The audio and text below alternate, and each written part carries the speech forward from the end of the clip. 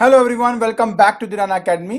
आज के लेक्चर के अंदर हम क्लास 9th आईसीएसई के चैप्टर 3 जिसका नाम है लॉज ऑफ मोशन, उसकी जो फोर्थ एक्सरसाइज है दैट इज एक्सरसाइज 3D, उसके क्वेश्चंस हम डिस्कस करेंगे। तो बिना कोई टाइम वेस्ट किए चलिए शुरू करते हैं।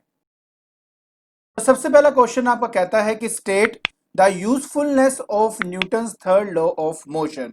तो देखिए, जहां तक न्यूटन के फर्स्ट लॉ और सेकंड लॉ की बात है, उसमें ये कभी भी एक्सप्लेन नहीं किया कि जब किसी बॉडी पे फोर्स एक्ट करती है तो वो किस तरह से उस पर इंपैक्ट डालती है। यही इसका सही आंसर भी है। देखिए, इसका आंसर लिखेंगे कैसे। हम लिखेंगे कि Newton third law explain how the force acts on the object. मतलब न्यूटन थर्ड लॉ ने यह बताया कि किसी बॉडी पे जब फोर्स एक्ट करती है तो वो कैसे एक्ट करती है। तो चलिए अब हम अपना नेक्स्ट क्वेश्चन देख लेते हैं। नेक्स्ट क्वेश्चन में कहता है कि state Newton's third law of motion. और हम अच्छी तरह जानते हैं कि to every action there is always an equal and opposite reaction. तो यह है इस क्वेश्चन का आंसर। तो चलिए अब हम अपना नेक्स्ट क्वेश्चन देख लेते हैं। तो इस क्वेश्चन में कहता है state and explain the law of action and reaction by giving to examples. तो देखिए, सबसे पहली बात यह है कि मैंने आपको जब एक्शन एंड रिएक्शन समझाया था तो उस टाइम पे मैंने दो एग्जांपल दी थी।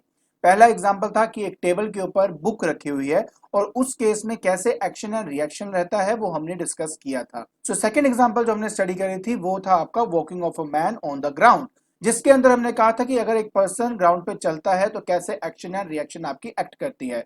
तो वो दो एग्जांपल और उसकी जो एक्सप्लेनेशन है वो यहाँ पर है और मैंने आपको ऑलरेडी वहां पे अच्छे से एक्सप्लेन कर दिया था। अगर आप चाहें तो वो वीडियो देखकर आप दोबारा ये सब समझ सकते हैं, ठीक है। लेकिन जहां तक बात रहेगी explain the law of action and reaction, तो देखिए हम उसके लिए कहेंगे कि if an interaction of two bodies A and B, the magnitude of reaction is equal to the magnitude of action but there are in direction opposite to each other. लेकिन अगर मैं बात करता हूं दो बॉडीज की that is A and B, जो A B के ऊपर फोर्स लगा रहा है वो आपका एक्शन होगा और जो बी ए पे फोर्स लगा रहा है वो आपका क्या होगा, रिएक्शन होगा। आई होप आपको ये आंसर समझ में आ गया होगा। तो चलिए अब हम अपना नेक्स्ट क्वेश्चन देख लेते हैं।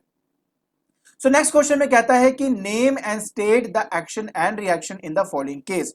नंबर 1 है firing a bullet from a gun, and फिर बी है आपका हैमरिंग अ नेल, और सी है आपका a book lying on a table. देखिए, इन तीनों का जो एक्शन एंड रिएक्शन है वो यहाँ पे मैंने लिखा हुआ है। तो जहां तक हम बात करते हैं फायरिंग अ बुलेट की, तो जो गन है ना, बुलेट पे जो फोर्स लगाता है वो तो एक्शन हो गया, और बुलेट जो गन पे फोर्स लगाता है वो आपका रिएक्शन होगा।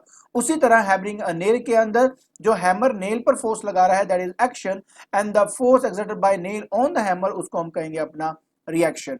तो उसी तरह यहां पर हमारे जो बाकी के आंसर्स हैं वो भी मैंने यहां पे लिखे हुए हैं। अब एक बार इसको ध्यान से देख लीजिए और आपको आराम से ये सब समझ में आ जाएगा। तो आखिर के जो तीन पार्ट है उनका आंसर है ये। तो यहां पे है आपका action and reaction for the rest of the three सब पार्ट्स। ओके, तो चलिए अब हम अपना नेक्स्ट क्वेश्चन देख लेते हैं। नेक्स्ट क्वेश्चन में कहता है explain the motion of A rocket with the help of the Newton's third law. देखिए, ये भी मैंने अपनी वीडियो में अच्छे से एक्सप्लेन किया हुआ है, बट आपके लिए यहाँ पे मैं आंसर दिखा देता हूं कि इस केस में यहाँ पे क्या होता है कि मेरे पास एक रॉकेट है, तो इसमें जो फ्यूल है वो बर्न होता है, और वो फ्यूल बर्न जो होता है, जो उसमें जो गैसेस बनती हैं वो हाई प्रेशर से इस नोजल से बाहर निकलती है। वो हो गया आपका एक्शन, और जो गैसेस बाहर निकलती हैं उसका जो रिएक्शन है वो उस रॉकेट पे मिलता है, जिसकी वजह से वो रॉकेट आपका ऊपर की तरफ उड़ जाता है। आई होप आपको यहां से समझ में आ गया होगा। तो चलिए अब हम अपना नेक्स्ट क्वेश्चन देखते हैं। नेक्स्ट क्वेश्चन में कहता है कि when a shot is fired from a gun the gun gets recoil explain. देखिए, फिर से ये बात कि मैंने इसको एक्सप्लेन किया हुआ है, बट एक बार फिर से आप देख सकते हो कि यहाँ पे जब हम किसी बुलेट को फायर करते हैं बुलेट को मिलता है एक्शन, एंड जो बुलेट है एज अ रिएक्शन उस गन के अंदर रिकॉइलिंग प्रोड्यूस करता है। क्लियर। तो चलिए अब हम अपना नेक्स्ट क्वेश्चन देख लेते हैं। कहता है when you step shore from a stationary boat it tends to leave the shore explain. देखिए, मैंने फिर से आपके लिए यहाँ पे आंसर रख दिया।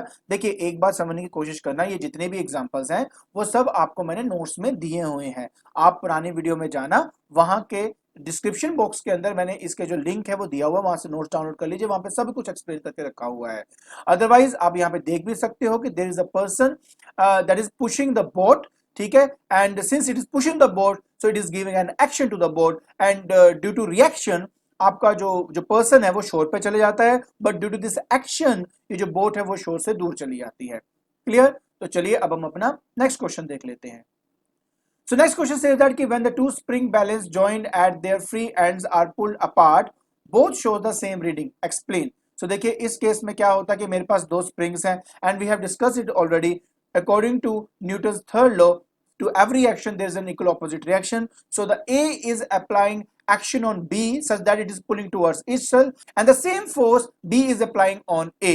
मतलब जो A है वो B को अपनी तरफ खींचता है जिस फोर्स से उसको एक्शन कहेंगे एंड जो B है वो A को उसी फोर्स से खींचेगा जिसको हम यहाँ पे रिएक्शन कहेंगे और दोनों की वैल्यू सेम होने की वजह से हमें सेम रीडिंग दिखाई देती है। क्लियर? तो चलिए अब हम अपना नेक्स्ट क्वेश्चन देख लेते हैं।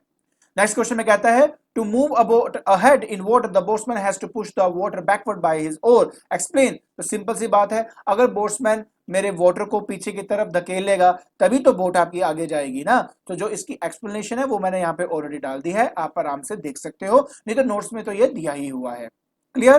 तो चलिए अब हम अपना नेक्स्ट क्वेश्चन देख लेते हैं। तो नेक्स्ट क्वेश्चन में कहता है person pushing a ball hard is liable to fall back. की रीजन? तो देखिए इसका वही आंसर है कि अगर आप किसी दीवार पर धक्का देंगे तो दैट इज योर एक्शन और जो दीवार है वो सेम अमाउंट ऑफ फोर्स आप पर लगाएगी and that is your reaction और इसी की वजह से आप पीछे की तरफ मूव कर जाते हैं। आई होप आपको ये बात समझ में आ गई होगी। तो चलिए अब हम अपना नेक्स्ट क्वेश्चन देख लेते हैं। सो नेक्स्ट क्वेश्चन में कहता है the action and reaction both act simultaneously, is the statement true? तो देखिए इसका आंसर ऑब्वियस है कि ट्रू है, दोनों के दोनों सेम टाइम पर ही आपके एक्ट करते हैं। दूसरा, the action and reaction are equal in magnitude, तो इसका आंसर भी ट्रू है। यस, इन दोनों का जो मैग्नीट्यूड है वो एग्जैक्टली क्या होता है? सेम होता है। तो चलिए अब हम अपना नेक्स्ट क्वेश्चन देख लेते हैं। A light ball falls on ground after striking the ground rises upward. Explain the reason. देखिए बहुत सिंपल सी बात है। Suppose there is a ball, ठीक है, moving in the downward direction, strikes the ground, so it will exert force on the ground and that will be your action. Now according to Newton's third law, the ground will exert equal amount of force to the ball in the upward direction due to which it will rise. Okay, so बहुत simple सा reason है। Ball आया, ground से टकराया, अपनी force ground को दी, ground ने same amount of force उसको दी, जिसकी वजह से जो बॉल है दोबारा ऊपर की तरफ मूव कर जाता है। ओके, अब इसको कैसे लिखना है वो ये रहा आपका answer. So when a falling ball strikes the ground it exerts a force on the ground and the ground exerts a force back at the ball in the opposite direction, this is the reason the ball rises upward. Clear? तो चलिए अब हम अपना next question देख लेते हैं।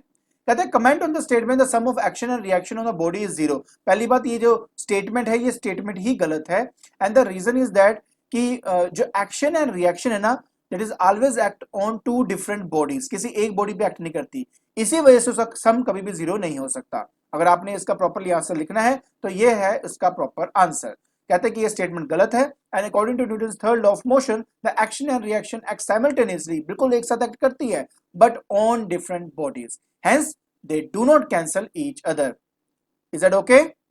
ठीक है, तो आज के लेक्चर के अंदर हमने एक्सरसाइज 3D के जो क्वेश्चंस थे उनको डिस्कस कर लिया है। आई होप आपको ये क्वेश्चंस और उनके आंसर समझ में आ गए होंगे। अगर आपको मेरी वीडियो पसंद आ रही है तो please like it, share it and subscribe it. आज के लिए बस इतना ही।